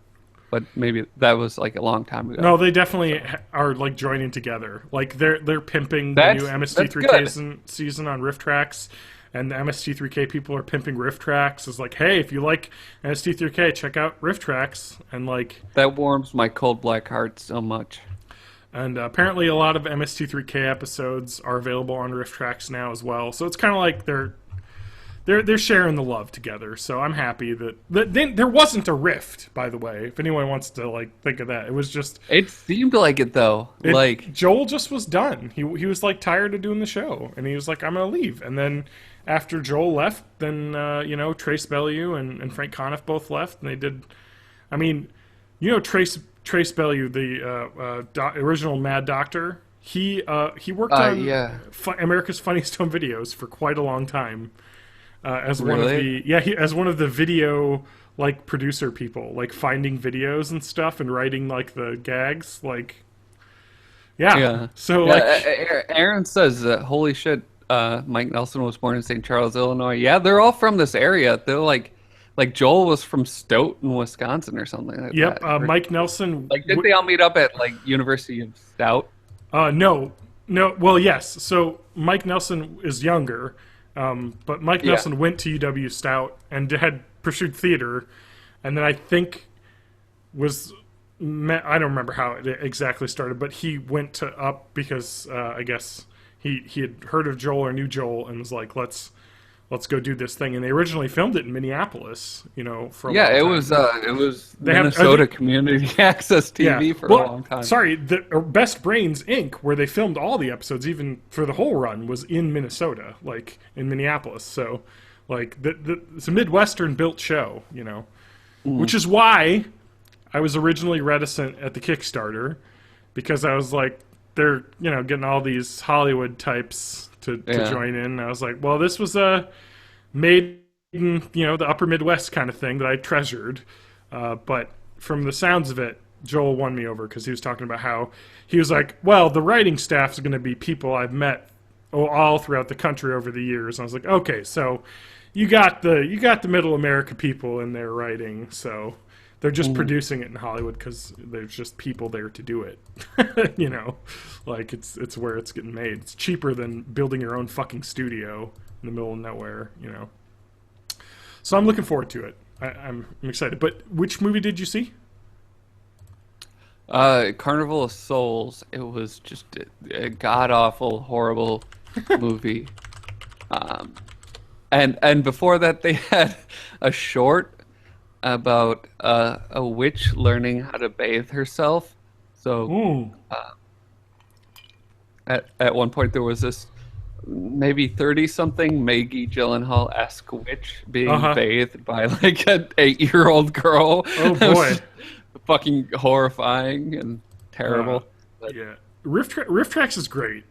You can buy their shit on their website. They have all sorts of cool stuff. Like they have movies, like full movies that you can watch. I'm looking at this movie called Roller Gator, which looks ridiculous, but you can just download the amazing. Yeah, you pay how much is this? $10, and it's the video with like the talking over it. So it's like everything. Oh yeah. Yep. So they're pretty awesome, and you can get all sorts of cool stuff. Their app doesn't work. I think I complained about it. At all. They plugged it during the show, and Little John popped up in my shoulder. And, it just the syncing doesn't work at all. Like it doesn't work with Bluetooth speakers. Like it just like if you want, just download the MP3 and do the automatic syncing at the start, and it works really well. Like once you get it lined up, you're good. So it's really cool. Highly recommend checking out their shit. And actually, Hulu has a bunch of Riff Tracks stuff, as does Amazon Video. So they have some of their stuff on there. So if you have those services, Netflix has MST3K stuff, but it's kind of like disorganized. Yeah, yeah, you can find some of that. I wish they would just like, I don't know why they never assembled that into an actual series on Netflix. It was always just you have to like know the certain movie titles to search for. Well, VHX.TV, which is like a some sort of streaming service like thing. I don't know what the fuck it is, but you can buy individual episodes for $10 of MS2-3K, or buy the whole collection for $300 and stream it from there. So it's like almost all there. So I mean, you can find stuff. You know what I mean? Like, it's not all here, but it's mostly there. It's 87 of them they have for $300, and you can stream. And they're if you pay. Well, actually, sorry, you don't even stream them. You can stream them, or you can download the MP4s like straight up. So, yeah, I know that because as a Kickstarter backer, I got access to 10 select episodes through this, so I downloaded on my PC. So, yeah, I wish there was an easier way to get all of it. Like, it's kind of disjointed still, but Yeah. They have a lot of it. You can find it. It kind of makes me wonder if the contracts were weird, like when it broadcasts on Sci-Fi or something. Was it never actually like contracted as a series? Was it just like, we'll do one and then later we'll call you if we want another one kind of thing? Yeah, you can buy DVDs too that has a lot of them, and those are pretty cheap. Like, you can get used DVDs for like $20, and they have 4 of them on them. And I have a bunch of them, and I've ripped them to my computer so I can watch them on my Plex server. So there's lots of ways to get it, but it's I wish it was just like, hey, Netflix, we got all the old, all the old MS2-3K. You know what I mean? Like, what isn't the new MS2-3K going to be on Netflix? Or Hulu? I don't remember if it was Netflix or Hulu. It was a streaming service. It's something. And it probably wouldn't be Amazon because they usually do their little pilot thing. Nope, Netflix. It will be on Netflix. Okay. Season So 11. I'll get it. Groovy. Let's see here. On Hulu, they have 49 episodes of MS2-3K fully available on Hulu. So, if you have Hulu. Okay, Which is awesome, because I realized I do have Hulu, and I can watch a billion awesome episodes of this. So, I'm excited. I love this show. Overdrawn at the Memory Bank. That's a good one. Oh my god. Final Justice. Oh man, there's some good ones on here. I tried to Codename search Diamond for it, Head. and I got Mystery Science Theater 3000, the movie, and I just remembered how awesome that is. It's so good. Mitchell, the last Joel episode. So many good ones. So yeah, Okay, Hulu, Netflix, you can find it. Yeah, Well, I'm it's glad to on hear. Basically, it's distributed through all of them. Those And you know lives what? are so good. Gamron is a friend of children, so Yeah. just remember that. Yes, but their live events are totally worth checking out. Like, if you just look it up, like Riff Tracks Live, see if you can find it at theater near you. Because I don't know if the theater you went to was full of people, but when I went, it was like full. Yeah, of people. it was. I had to buy tickets ahead of time, and it was so weird because since I got into MST3K so late, I have like, it's always just a solo experience or like me and one other person, and it was weird to like be in that situation with an entire theater of people. And just laughing. Like, it's so much fun to be in just a crowd of people laughing. Cool. Let me see what I have. I'll tell you what, John. What? I'm definitely gonna go pee. Go pee? All right. TJ, what have you been up to then? A lot of work.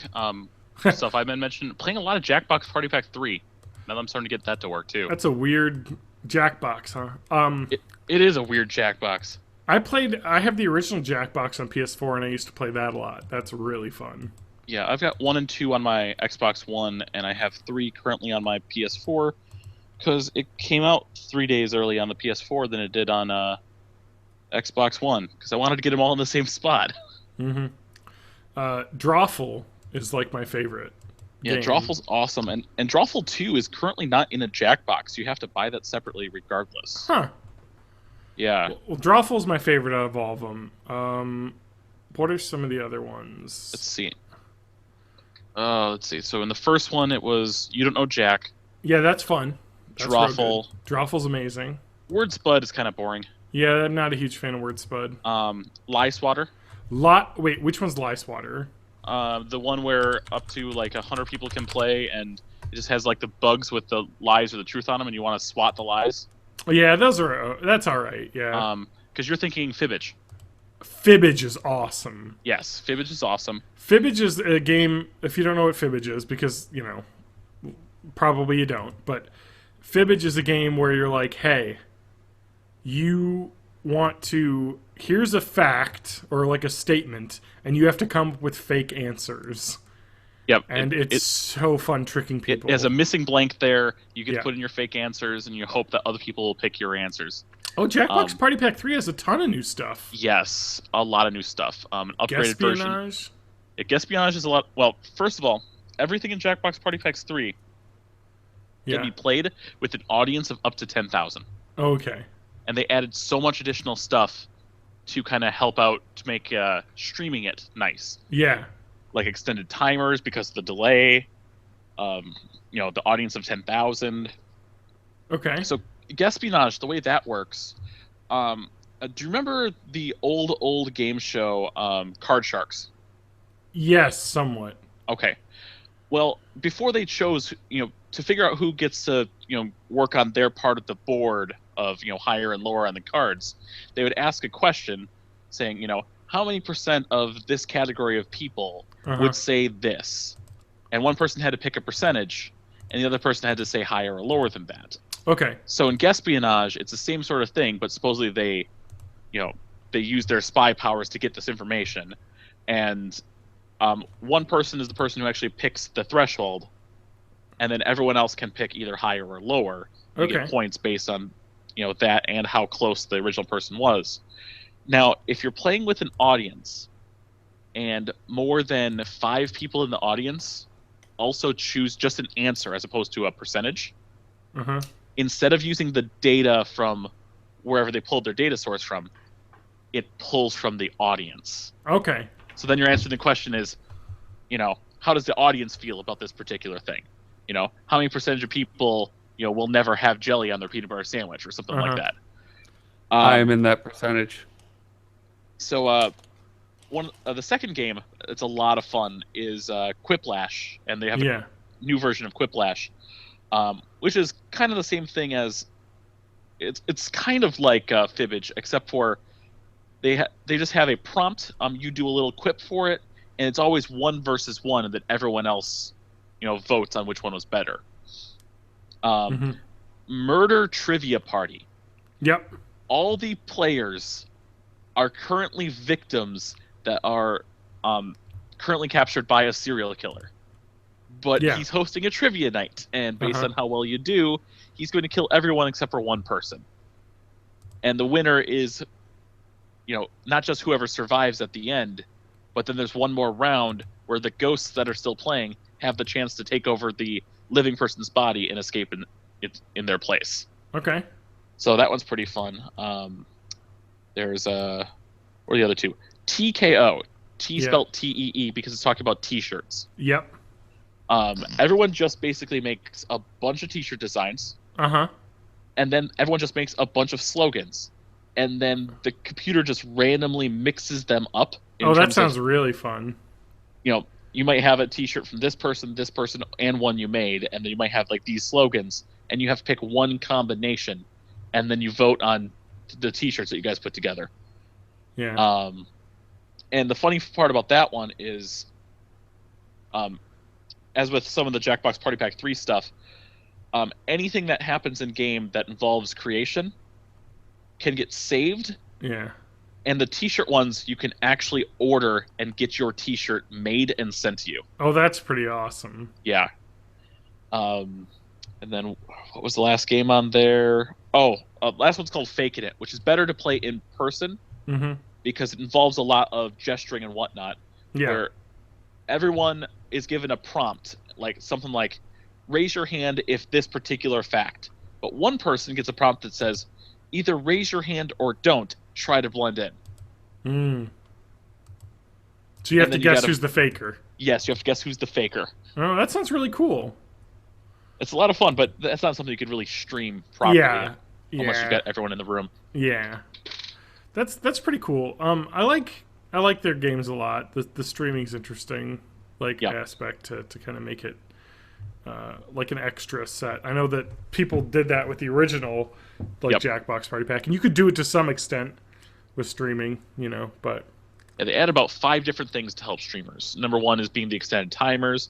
Number 2, you can force it where you have to have Twitch login to play. Okay. So, it kind of helps out there at least. People are more accountable for what kind of stuff they put on there. Yeah, because they'll have their Twitch name on there. Yes, and then you can also have it where the first person in, which is usually the streamer, can censor any person or any answer in the game. Oh, nice. So you can shut it down. If you're doing exactly. Nice. Oh, that sounds cool. Matt, I gotta ask you about something now that you're back. Okay. Halloween is upon us. This is good. Because DJ tried to prompt me for this while you were away, and I teased it.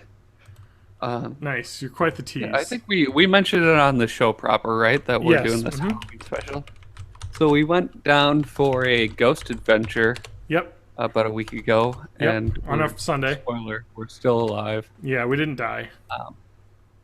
But I've been working on trying to edit this down into an actual episode, and it's a very weird experience because it's kind of like documentary style editing, which I have no experience in. Yeah. Yeah. So it's going to be divided into about thirds kind of thing, where the first third is our trip down there. The second third is his storytelling, which John knows about, but that doesn't mean anything to anyone else right now. And then the final third will be kind of like the investigation and wrap up. Yeah. So I made it through the first third, and man, like if we scripted it out ahead of time, we couldn't have made a more cliche horror movie. Oh, I know. Like just the conversations that we had in the car on the way down there were like just it's gonna sound fake. Like it's gonna sound fake. That's how I just remember us being like, while we're talking, we're like, this is like how a horror movie starts. Like the movie Tusk is this. A podcast goes like, I'm gonna go check out this creepy guy in this house and he's murdered. But that is not what happened. Al was a really nice guy, actually.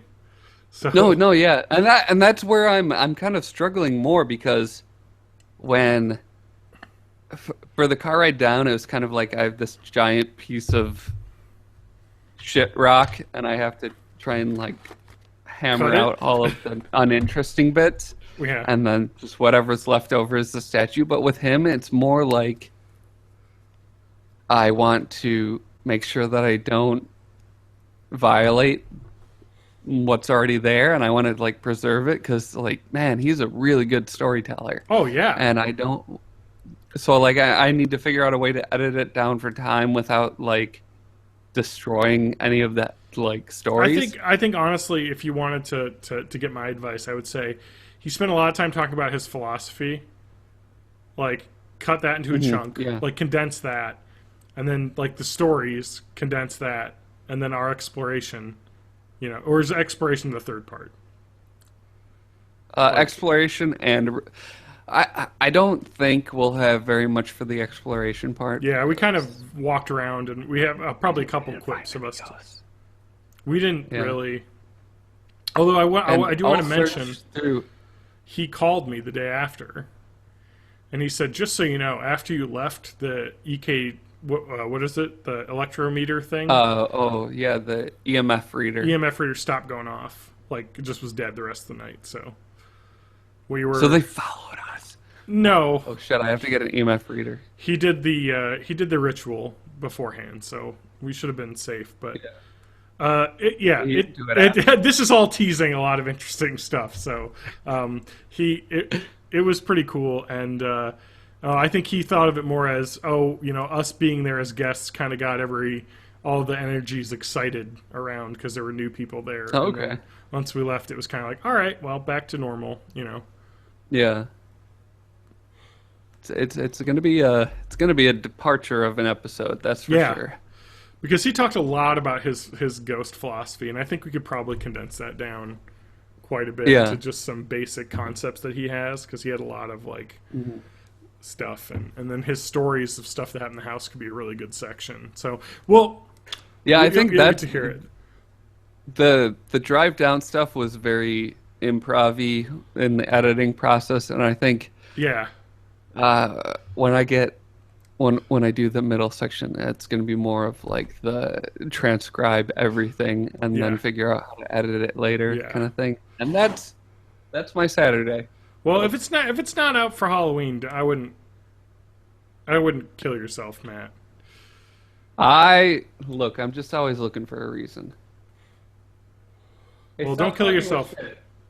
I had my cats were fucking around too earlier. One of them's just sleeping on a bed now, though, over here. So, all right, cool. That's good. Good tease. I'm excited to hear it because. I think you'll. So like am I. I wish I could have been there though. Oh, Yeah. Some other time next year. Yeah, I want to talk more about it, but I feel like I don't want to give too would much just away. kind of like ruin things. Yeah, there's some really neat stuff. All right, so I know I talked about this last week a lot. No, none of us are a walrus, Aaron. Currently, I might be. Who knows? Oh yeah, I guess I haven't seen TJ in a few years, so who knows? Although we've seen him on video a few times, so no, I haven't. I stream with camera. You can watch stuff. Oh, I must not have caught it. Just go to his Twitch channel. You'll see his face. I figured out how to make it notify me when you go live, but I get those notifications too. Maybe you should change it though, because I never watch them because they all say testing stream, please ignore. No, I was really testing streams at that time. But last night was different. Okay. Yeah, I was already asleep, I think, when that happened. It happens. Let's see. So I talked about this last week. The Toy Monster Spider-Man nonsense video botting. Yeah, I couldn't remember if that was in the actual show or if that was just us bullshitting afterwards. It was. It's so strange. I've investigated. All right, let's get into it. No science corner this week. No, I have a science corner. Well, I don't have one then. This is more important anyway. Let's talk this about is more important. Spider-Man. Yes. Oh man, this is so much. I could do a whole episode on this. Let's save it. Like we're well into near the end of this episode, so yeah. So keep thinking about it. This is going to be a criminal style, like investigative reporting episode that comes out later. I just want to tease a little bit what I've gleaned from information so far. I pretty much feel the same as last time. I think my weird Russian allegations and that might be a bit far-fetched, but there's definitely something fishy happening. There's definitely something very non-familiar about their body language and stuff, and I think it's pretty reasonable to mistake that for Eastern European when it was in fact French Canadian. Yeah. Well, yeah, I'll get into it. But there's a lot of really interesting stuff, and I'm going to give a little teaser. If you want to head on over to the, the Leroy Jenkins video from 10 years ago. Check out what his YouTube channel is up to now. Because it's making crazy superhero videos. I hope he got a couple bucks for selling that channel. Yeah, because I'm pretty sure it came embedded with a ton of subscribers.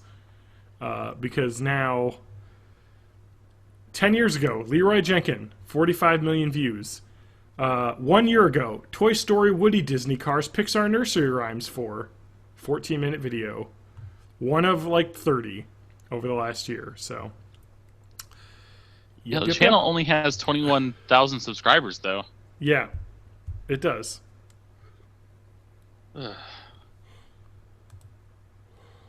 These videos are weird too because they're.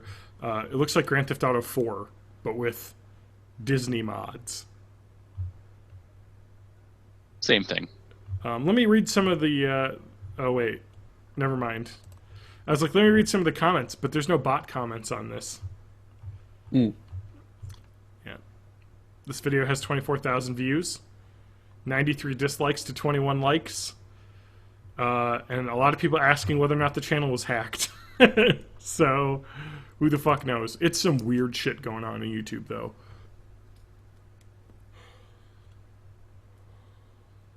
That's all I have to say. I don't want to get into it too much because TJ's been reading up. I've been reading up. I'll make a trip up to Canada and try and see what I can shake out. Matt, let's get to your science corner because we're at like an hour 40. So, it doesn't have to be a well. We were talking about cooking pre-show. Are you guys familiar with the concept of seasoning a cast iron pan? Yes. Yes. Do you know what that is? Yeah. I have a seasoned cast iron pan. Okay, so I'll explain it for the listeners because they might be as dumb as I am. Yep, you're pretty dumb. Well, I took it literally, right? Because like I had these like great uncles that lived up in the north woods of Wisconsin that talked about this bread pan that they had where all the flavors were baked in.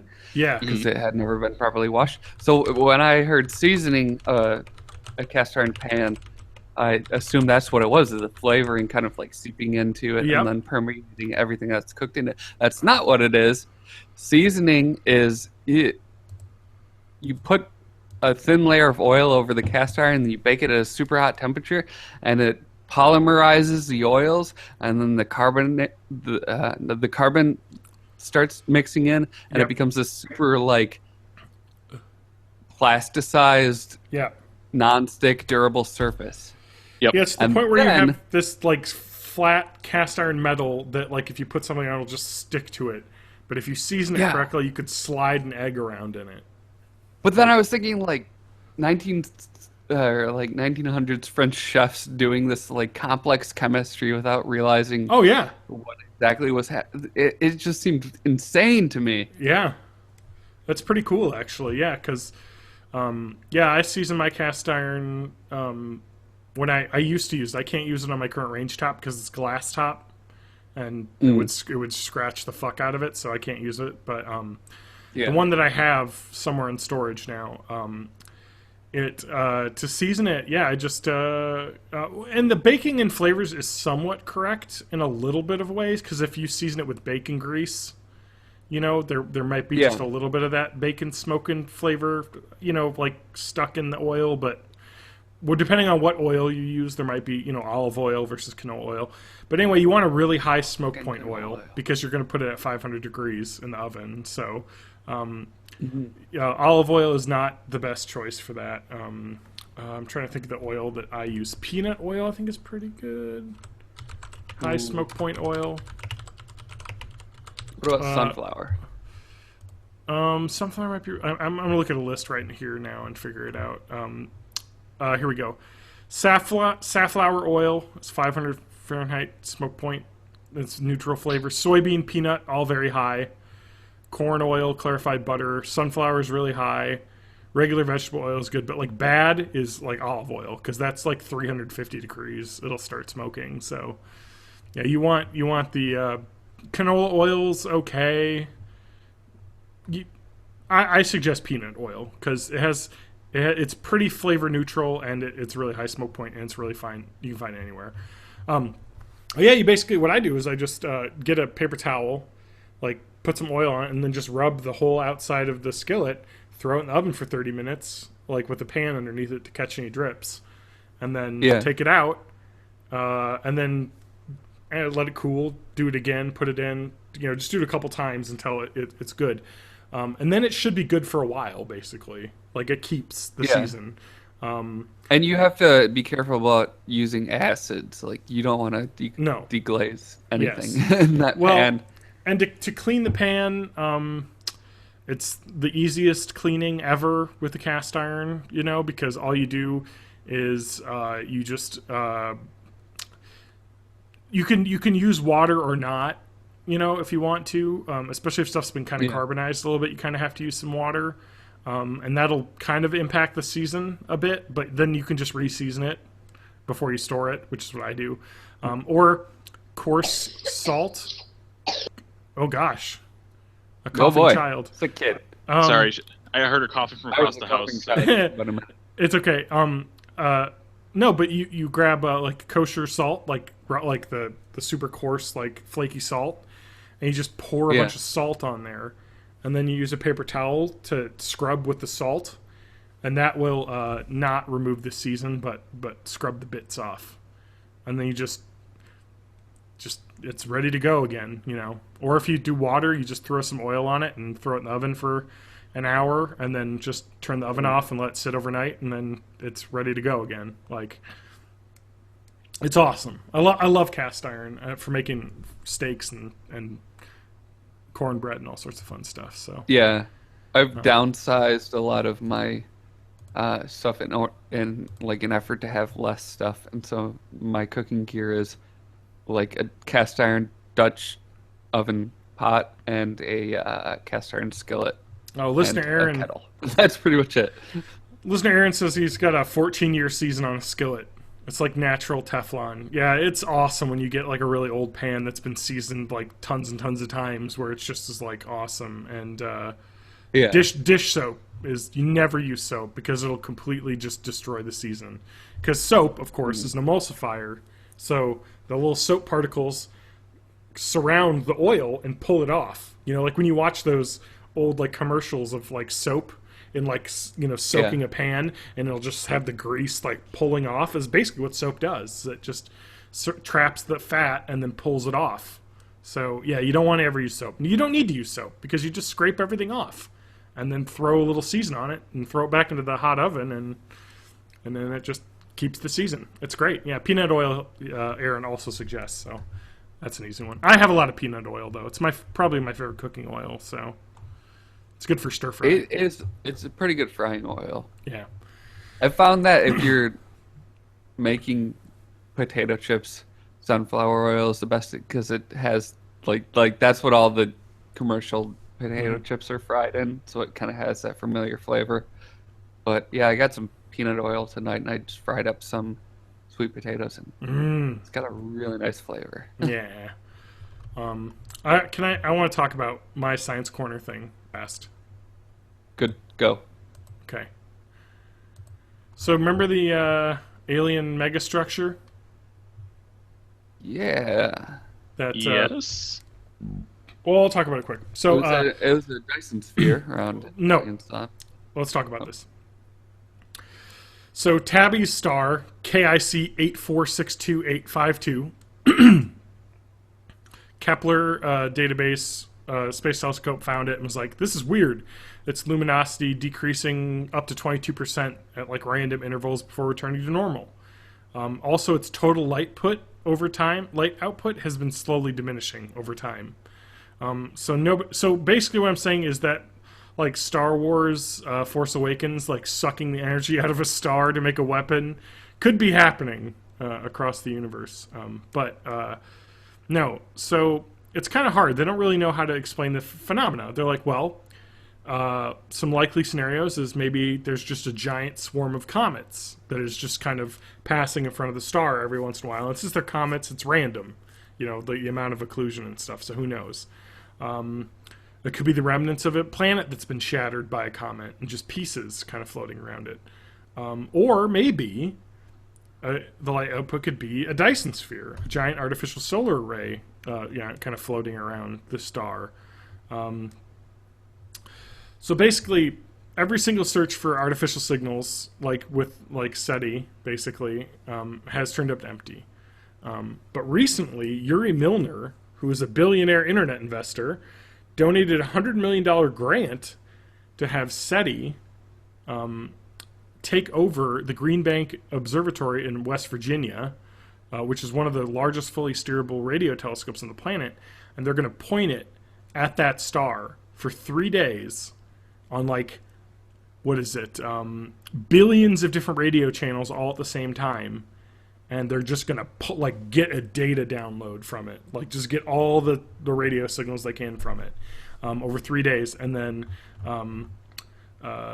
start analyzing it. And they are looking at it this weekend, like started yesterday for 3 days. So And then is it the kind of thing where it'll take like a long time to yes, sort because through it'll take all the months data and that we months have? to sort through the data. But the idea is the search is literally happening right now, like of that Dyson Sphere planet. So there isn't a lot to say other than the fact that the intelligent life, star that they had talked about, the alien megastructure, they're searching right now. So who fucking knows? 1,500 light years away from Earth. So we'll see. Maybe. They're like, how likely is this, astronomer or chief scientist at SETI? It's probably like a 1 in a billion chance, but who knows? Like, let's do it. We have the money, we have the ability. Let's take a look at it. And you always want to be the first ones to find out. Yeah, we want to find out before they find us. Like we want to find them before they find us. Yes. I mean, when it comes to the cosmos, a 1 in a billion chance, it's worth it. Oh yeah. Uh-huh. 1 in a billion things happen all the time in space. So yeah, so that's just the update. So maybe in the next coming months we'll hear the first alien radio signals, or we'll hear nothing. So. And apparently they got 2 other telescopes as well that they're going to go at it to do like control. So they'll have 3 different telescopes looking at it to get cross-check for noise. So it's going to take some time, but they're looking at it specifically right now. So with the best technology we have today. So they're going to figure it out. It's exciting. Yep. Jodie Foster is gonna.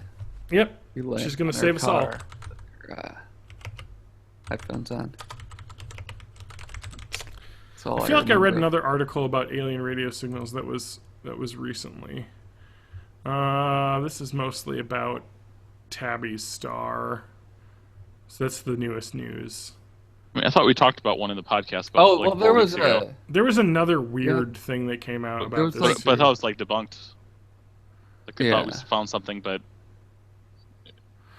Yeah, okay. Here's the thing I saw. So this is a New York Post article too. This is another one. The headline is "Scientists say weird signals from space are probably aliens." A team of astronomers believe that strange signals emanating from a cluster of stars are actually aliens trying to tell the universe they exist.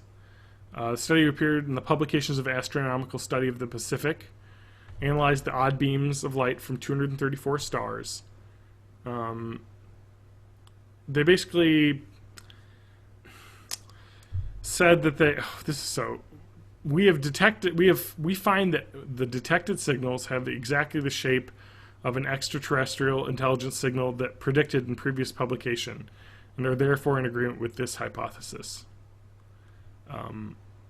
They're basically saying we found signals that we theorized alien signals would sound like. The researchers sifted through data collected by the Sloan Digital Sky Survey, an 8-foot diameter telescope in New Mexico, to separate natural signals from ones that appear generated. But there are more skeptics than not, including the authors themselves, who acknowledge that the hypothesis still needs work.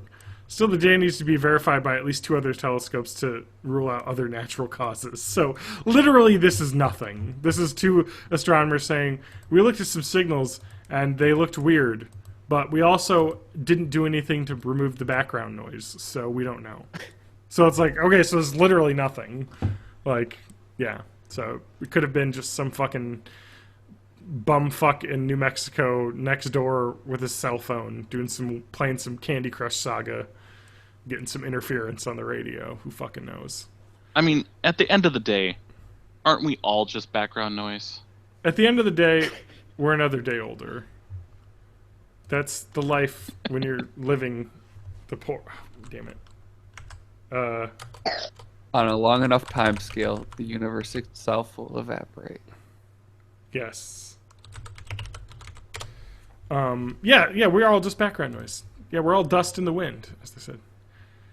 At the end of the day, you're another day older, and that's all you can say for the life of the poor. It's a struggle, it's a war, and there's nothing that anyone's giving. One more day standing about, what is it for?